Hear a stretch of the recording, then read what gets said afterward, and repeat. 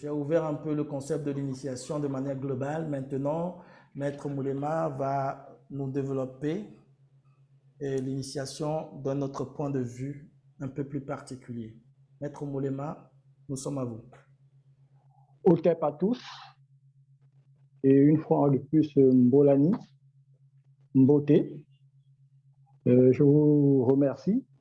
Voilà, connaître le loi de l'osmose, de la cosmologie et de son initial de l'initiation. En fait, il est question de cosmologie et cette cosmologie, c'est ça qui nous entraîne à l'initiation. Pourquoi j'ai choisi le titre d'abord de cosmologie? Parce que les premiers êtres qui ont apparu sur la Terre et faisaient partie nous faisons partie du règne animal. Nous faisons partie du règne animal, donc nous n'étions pas, l'être humain n'était pas conscient de son être. Mais du moment où il a commencé à prendre conscience de sa propre existence, 4 questions se sont posées à lui, qui sont: qui suis-je? D'où je viens? Que fais-je ici sur Terre? Et où vais-je? Voilà les 4 questions fondamentales que l'être humain s'est posées. À partir de ce moment, il lui fallait des réponses. Il fallait trouver des réponses à toutes ces questions-là. Pourquoi il était différent par rapport à la nature, aux animaux, aux arbres et à tous ceux qui l'entouraient. Pour cela, il n'avait qu'un seul laboratoire. Aujourd'hui, pour faire des études, des recherches, on va dans des laboratoires, on fait des recherches, mais lui, son laboratoire, c'était la nature. Son laboratoire était donc la nature. Il a commencé à observer la nature pour pouvoir étudier les phénomènes de la nature afin de comprendre d'où est-ce qu'il vient. Moi, aujourd'hui, quand j'écoute la cosmogonie ou la cosmologie, surtout, parce que la cosmogonie, c'est l'étude des mythes, de l'étude du cosmos à travers les mythes.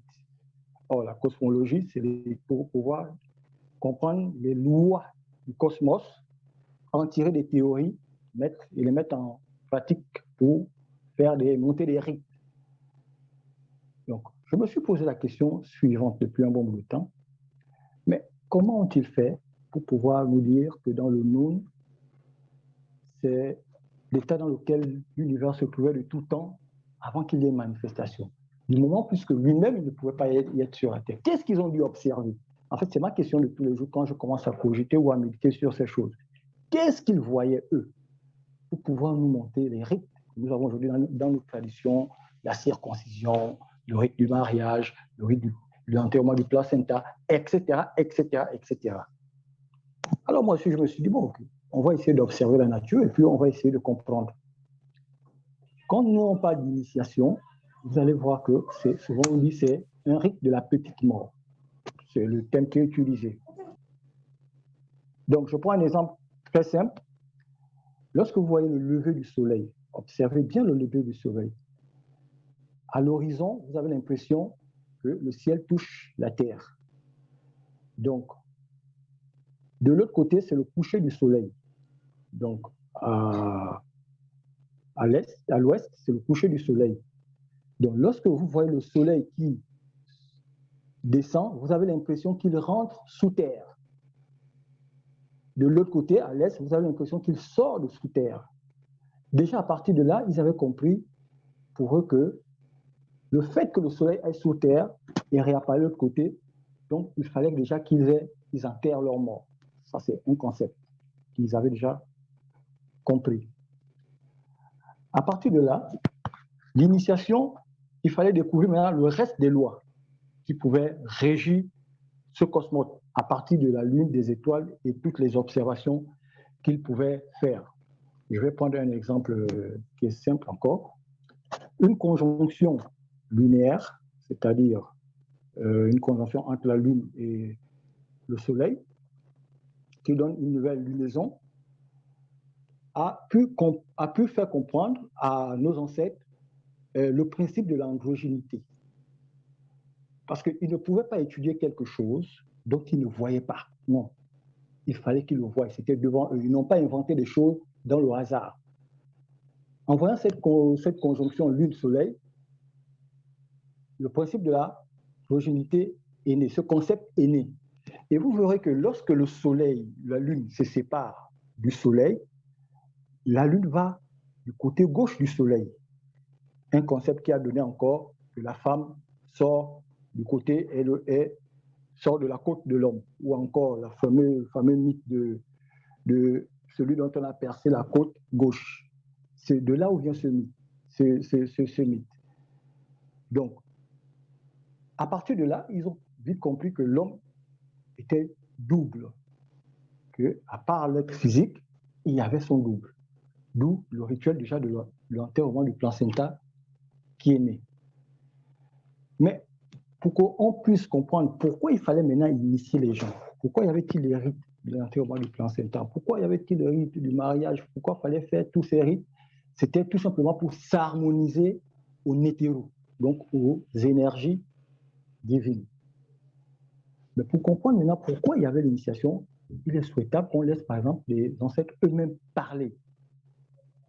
On va lire un texte qui est une lecture que j'ai prise du professeur Théophile Obenga sur l'intronisation du Nesut-Biti, donc celui dont on appelle aujourd'hui Pharaon, à tort, mais c'est l'intronisation.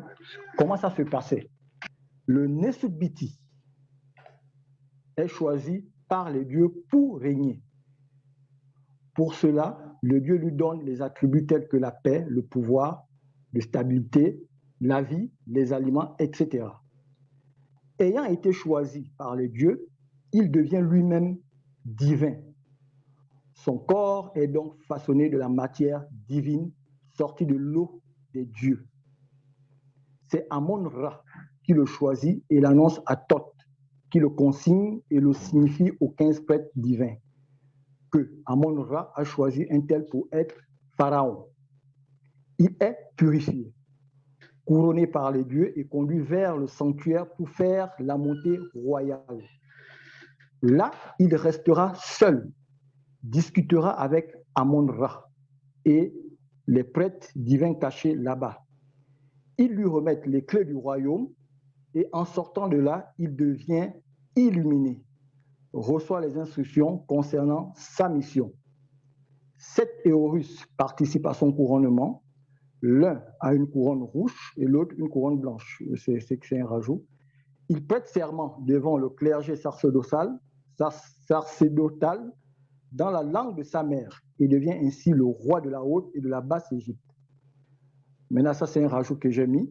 Après cela, il y aura 5 noms de titulatures royales par lesquelles il sera désigné. Bien, là, j'ai choisi un test sur l'intronisation du Nesut-Biti. Non, tu peux revenir. Ce test, la lecture de ce test, pour ceux qui ont déjà fait l'expérience, vont vite comprendre que ce n'est pas un test de profane. Parce que là, dans ce test, j'ai pris 9 points pour que nous puissions comprendre pourquoi déjà eux, à leur époque, ils faisaient des initiations.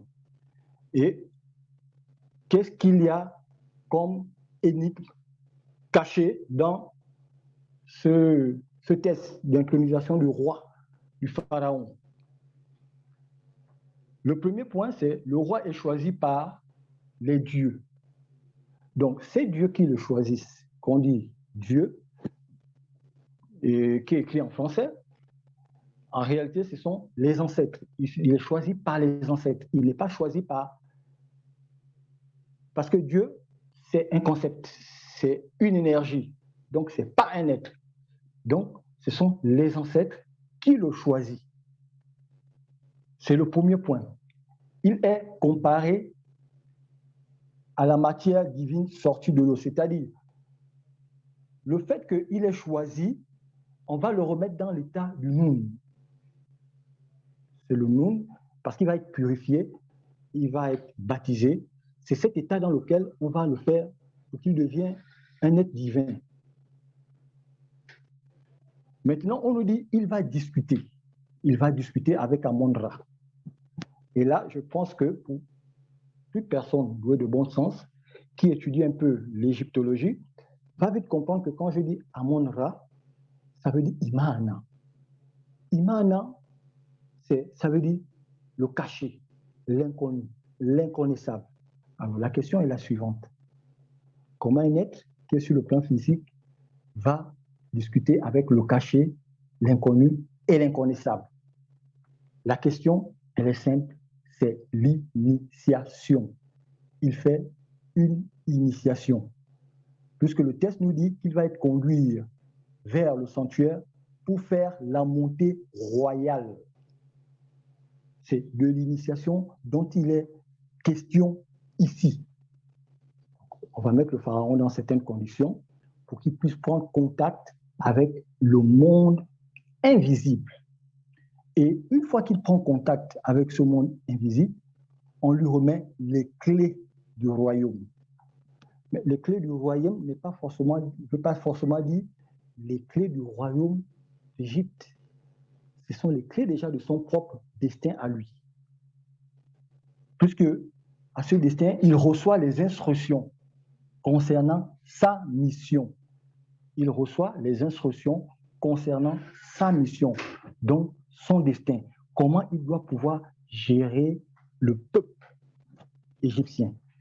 Donc voilà déjà quelque chose de fondamental qui poussait le roi, le futur Nessouk-Biti, de se faire initier.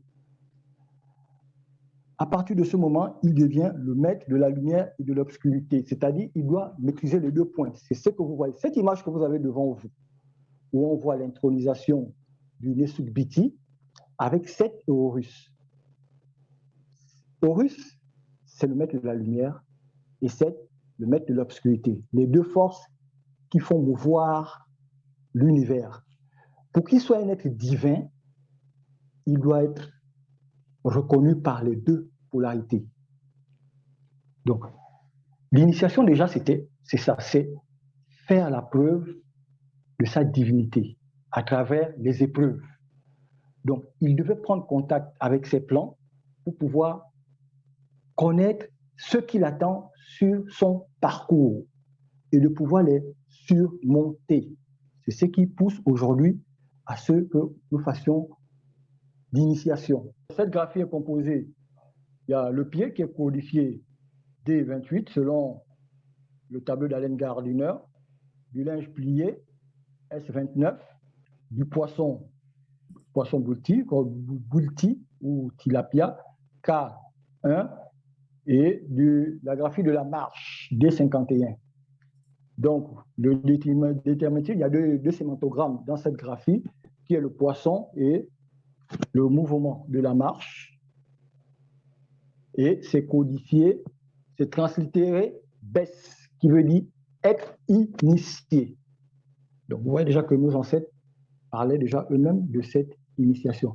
Maintenant, parlons de cet sémantogramme qui donne le sens d'abord de la graphie. Il y a un poisson et il y a le mouvement de la marche, donc les jambes. Qu'est-ce que ça peut bien vouloir dire? Ici, là, quand nous initions les gens, on a souvent une expression que nous utilisons. Il va nager dans l'océan incréé de la divinité pure. Le mot nager. Ou alors, on lui pose la question, est-ce que tu as marché? La marche, c'est la sortie au jour. Donc, c'est-à-dire, lorsqu'on quitte le plan physique pour le plan du monde, le monde visible pour le monde invisible. C'est ce mouvement qu'on appelle la marche. Nager dans cet océan. C'est pour cela que nous retrouvons le Nessouk-Biti qui va être, comme nous l'avons dit tout à l'heure, trempé dans l'eau pour devenir un être divin. Bien, là, il a un hiéroglyphe qu'il a mis, que j'ai essayé de mettre, codification, c'est-à-dire c'est une abeille. C'est une abeille qui est codifiée L2, translittérée BT, qui veut dire traduction abeille. Bien. Le mot BT qui vient du mot d'abeille, pourquoi je choisis cette graphie? C'est pour pouvoir expliquer le mot Bouiti. C'est dommage que je n'ai il n'arrive pas à mettre les orthographies dans lequel j'ai mis un tableau qui nous permet de comprendre comment on va du mot biti au mot bouiti. Dans certaines langues africaines, dites modernes, on a le mot bouiti qui veut dire le miel, aquí au Congo, je ne sais plus, et d'autres bouiti. Mais l'abeille qui a donné le mot bouiti, c'est tout simplement parce que ce mot, quand il y a des abeilles quelque part, comment nous faisons pour savoir qu'il y a des abeilles ou des guêpes ou des mouches alors que nous ne les apercevons pas? Ils émettent un bourdonnement. Ce bourdonnement a été pris comme concept par nos ancêtres comme étant la vibration primordiale. J'essaie d'imiter ce bourdonnement, ça va faire... C'est cette vibration qu'ont repris nos frères qui font les sciences orientales, donc hindouistes, ils disent Om. Donc, c'est ce son-là, cette vibration primordiale qu'en réalité, ça veut dire bouiti. Mais quand vous allez venir au Gabon, vous demandez à un grand initié, c'est quoi le bouiti? Il vous dira, c'est l'inconnu, l'inconnaissable. Et pourquoi? Parce qu'effectivement, l'être qui a émis ce son vibratoire, nul ne le connaît. Nul ne sait sa nature primordiale. Donc, c'est ce son vibratoire qui a donné donc le mot bouiti. Maintenant, pour qu'on puisse initier le pharaon à l'époque de nos ancêtres, le frère tout à l'heure, il a utilisé un mot que j'ai pu retenir, que j'ai gardé, qui est le mot akouf et le mot baka. Donc, pour initier le pharaon, ou parce que le futur Bétis, qui devait monter au trône d'Égypte, d'abord, il commençait à recevoir ses initiations très jeune. Il suivait une éducation. À l'âge adulte, à un certain âge, on l'initiait maintenant au bouiti.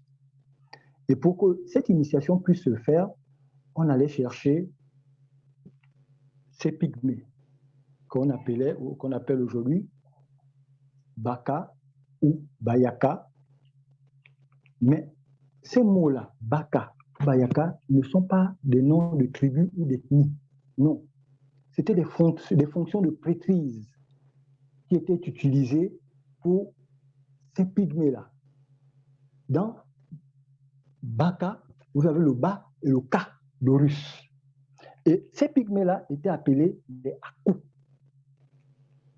Parce que ce sont eux qui connaissaient l'initiation qui permettait à tout être de devenir un Akou.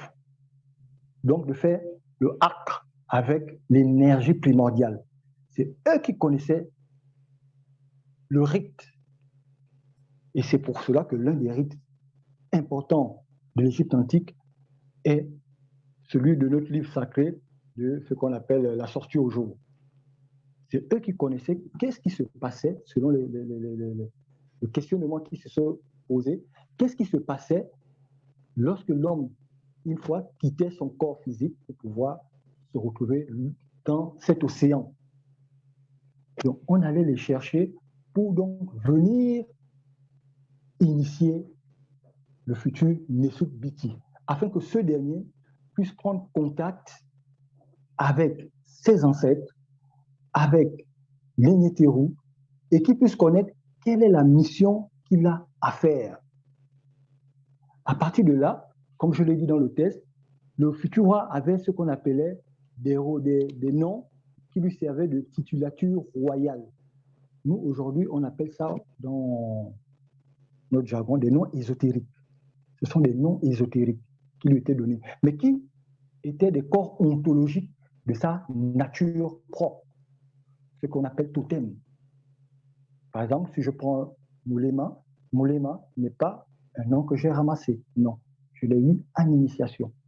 C'est un attribut qui m'est propre, qui va avec mon caractère, mon comportement et tout ce qui va avec. Donc, voici le nom, les noms ésotériques que le futur Nesut prenait parmi les 5 noms de titulature. Et il avait un nom qui était caché et qui n'était que réservé aux initiés seuls qui pouvaient l'appeler ainsi. C'est ce nom-là qu'on appelait le nom de son double, de son placenta. Parce que le placenta était considéré à partir de ce moment comme l'être double, le double de la personne, le côté opposé de la personne, mais qui restait, qui retournait dans le monde invisible. Donc là, le frère Abletou nous a mis à l'écran le dieu Bès. Donc voilà le dieu Bès. Je vous ai dit que l'initiation que nous avons lu, la graphique tout à l'heure, que nous avons lu, le hiéroglyphe de tout à l'heure, était translittéré Bès. Voilà le dieu Bès. Mais Bès, ce sont des racines consonantiques. Et c'est ce que vous avez vu, il a mis Bissou, Bissou, Bassé, Bassé, Bissou, Bessé, Bassa. Donc les ancêtres vocalisaient. Mais Bassé, Bassé, qu'il a dit tout à l'heure que c'est la découverte des mystères, c'est-à-dire on vous révèle un certain nombre de mystères. C'est ce que ça veut dire Bassé. Mais en réalité, ça, c'est une ratification que je vais vous faire. Le mot Bassé, quand vous vous initiez, c'est l'état lorsque les corps ontologiques sortent du corps physique. Le silence qui s'établit pendant ce petit temps, c'est ce que nous appelons Bassé. C'est ça le mot Bassé dans notre jargon.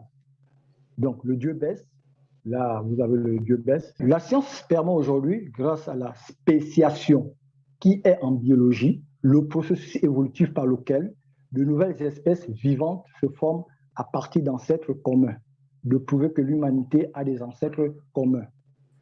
L'ADN contient toute l'information nécessaire à la fabrication d'un organisme vivant et le génome mitochondrial est particulièrement utilisé en génétique des populations. Chaque individu a son ADN mitochondrial hérité surtout par la lignée de sa mère et ce bagage génétique est appelé gène permanent ou patrimoine génétique. Donc, vous voyez déjà que là, on a le gène mitochondrial qui est la maman. Vous comprenez donc pourquoi tout à l'heure, dans le texte que nous avons lu sur l'intronisation du Nesut Biti, il fallait qu'il parle à la langue de sa mère, parce qu'on est dans l'origine matriarcat. Et l'abeille que je vous ai présenté tout à l'heure là, qu'on a codifié L2 là, qui se lit Biti, était l'emblème du matriarcat. Donc, par l'étude de son ADN, la science peut remonter jusqu'aux ascendants de toute personne, quel que soit son sexe. L'homme porte donc en lui, à partir de ses gènes, la traçabilité de tous ses cycles de vie, de renaissance en renaissance. Il est la subdivision de la première étincelle divine, détachée de la source primordiale de l'ancêtre ayant créé sa lignée. Donc ça veut dire que la première étincelle de l'être qui a créé votre lignée, vous n'êtes que la subdivision de cette étincelle divine-là. Cette étincelle divine détachée de la source primordiale est incarnée dans un être pour la première fois afin de venir faire ses expériences sur le plan physique et faire la preuve de sa divinité par des épreuves. A aussi prévu le chemin de son retour à la source d'origine. Donc cet être qui, pour la première fois, vient dans un corps physique, a prévu aussi comment il fallait y retourner. C'est pour cela que nous pouvons voir dans certaines familles, si papa aime le football, maman aime le sport, vous êtes sûr que les enfants sont des grands sportifs là-dedans. C'est comme ça qu'on fait pour découvrir quelle est la mission de tout un chacun.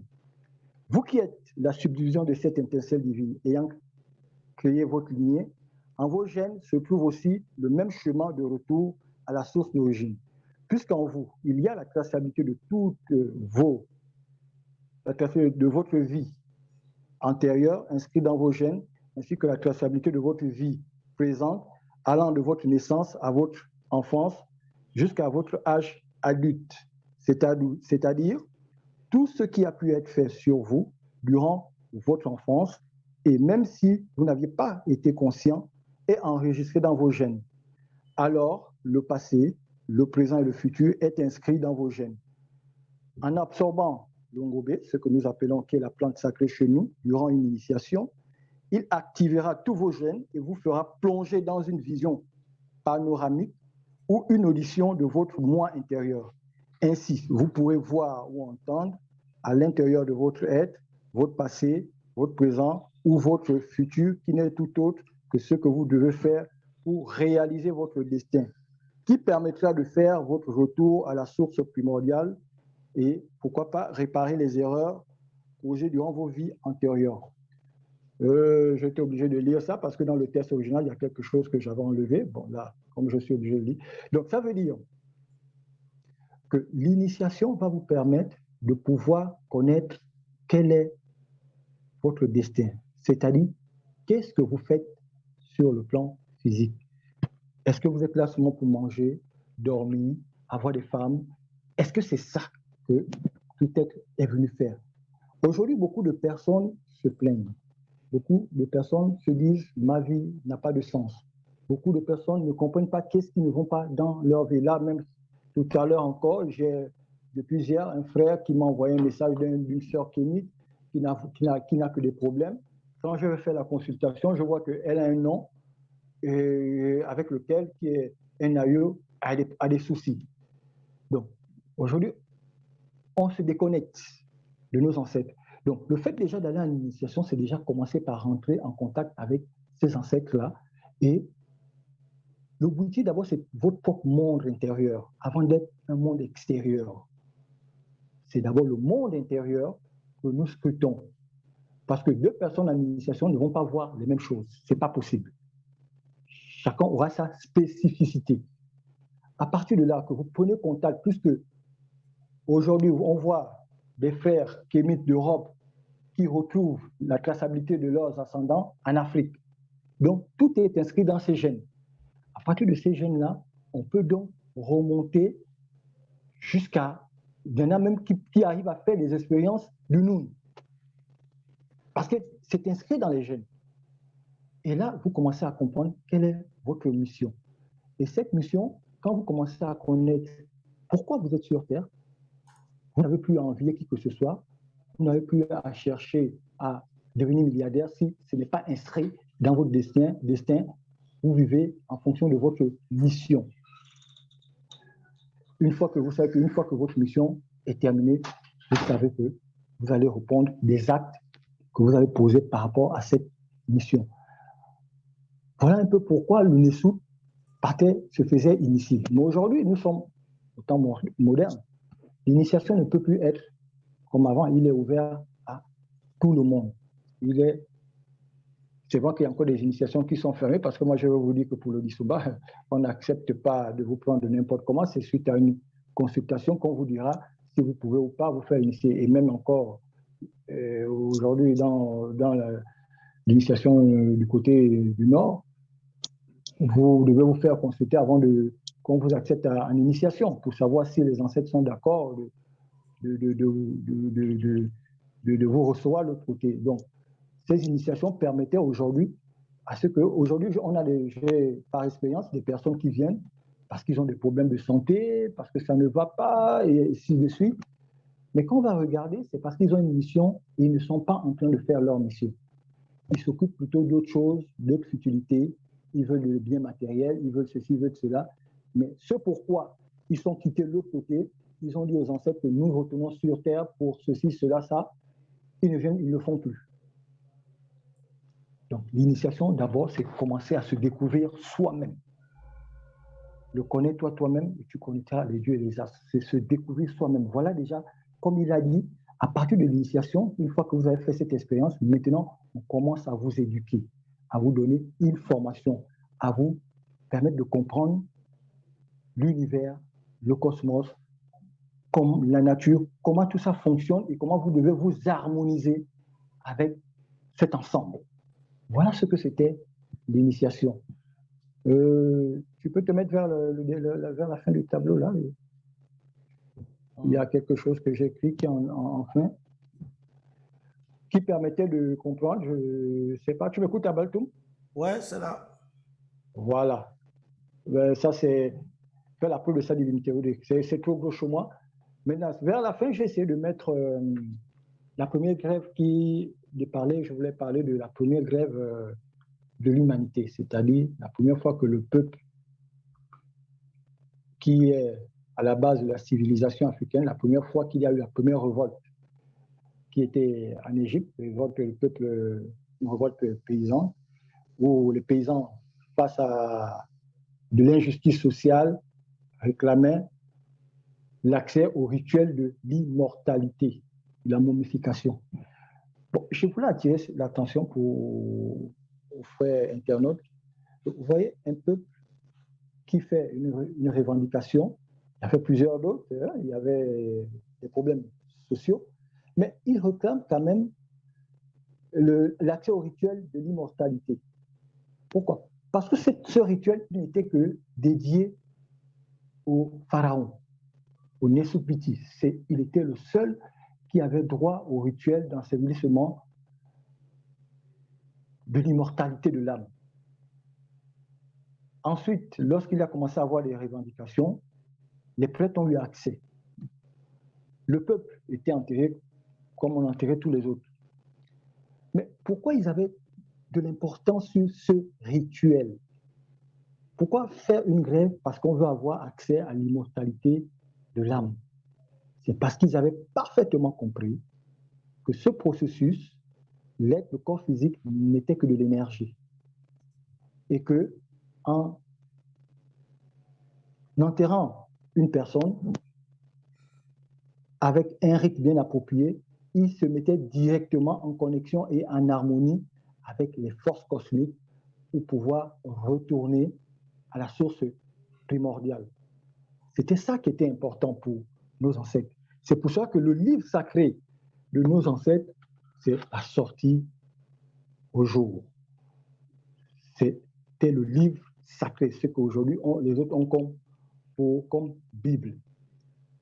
Et c'est cette initiation-là, quand on le fait chez nos frères du Sud, qu'on appelle la petite mort. Parce qu'on va te mettre dans des conditions qui vont te permettre de connaître le circuit, le parcours qu'il faut que tu fasses pour pouvoir refaire ta connexion à l'énergie primordiale si tu as respecté les 42 lois de la maths. Et les seuls qui le faisaient, c'était ces pygmées Baka, qui l'ont après transmis. Aujourd'hui, au Gabon, on constate que, quelles que soient les initiations dans les ethnies que vous partez, il y a toujours cette langue qu'on appelle le popé.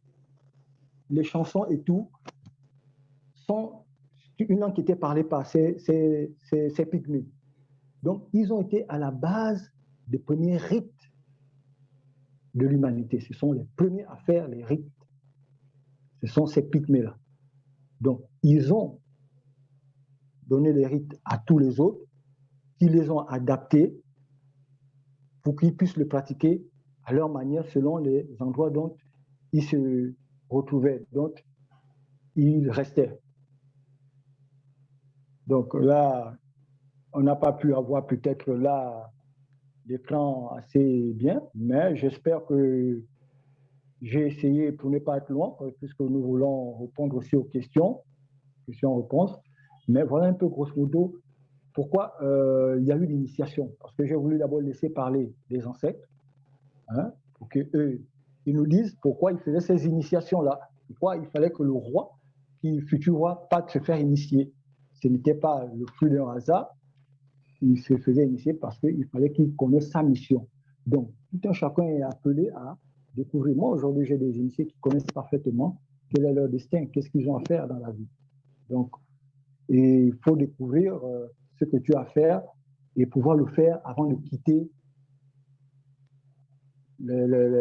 cette vie du monde visible. Parce que quand ce n'est pas fait, tu es obligé de revenir et on t'oblige à le faire.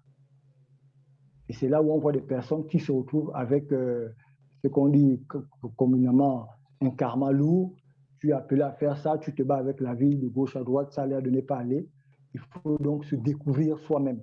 Et il n'y a que l'initiation qui peut le faire. Et si on a pris le rite Ubuntu, c'est parce que c'est le premier rite qui a été pratiqué par les premiers hommes qui ont apparu sur la Terre, qu'on appelle les Pygmées. Ce sont eux les premiers à pratiquer ce rite, avant de le transmettre à tous les autres. Et les autres les ont adaptés. Voilà pourquoi ce mot Witi, parce que c'est la vibration primordiale. C'est cette vibration qui fait battre nos cœurs. Donc, grosso modo, voilà un peu concrètement ce que j'avais essayé de préparer pour vous. On va essayer de répondre aux questions. Abaltou, tu me suis?